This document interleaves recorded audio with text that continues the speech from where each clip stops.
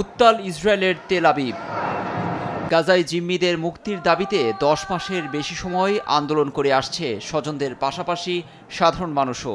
সেই আন্দোলন গড়িয়েছে এখন সরকার পতনের দাবিতে।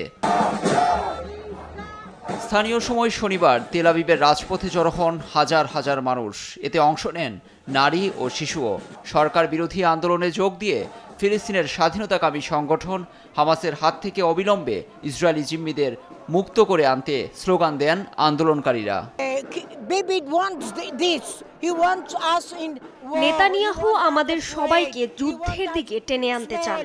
আমরা এই যুদ্ধের অবসান চাই।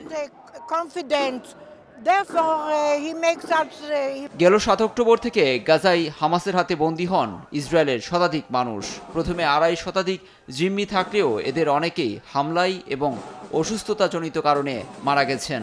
এখন কতজন বন্দী রয়েছেন এ নিয়ে রয়েছে ধোঁয়াশা। ধারণা করা হচ্ছে 120 জনের বেশি জিম্মি এখনও গাজা ভূখণ্ডে বিভিন্ন জায়গায় হামাসের গোপন আস্তানায় রয়েছে। দীর্ঘদিন তাদের ফেরার অপেক্ষায় স্বজনরা। তাদের নিজ ভূখণ্ডে ফেরাতে ইসরায়েলি প্রধানমন্ত্রী যথাযথ পদক্ষেপ নিচ্ছেন না এমন অভিযোগ আন্দোলনকারীদের।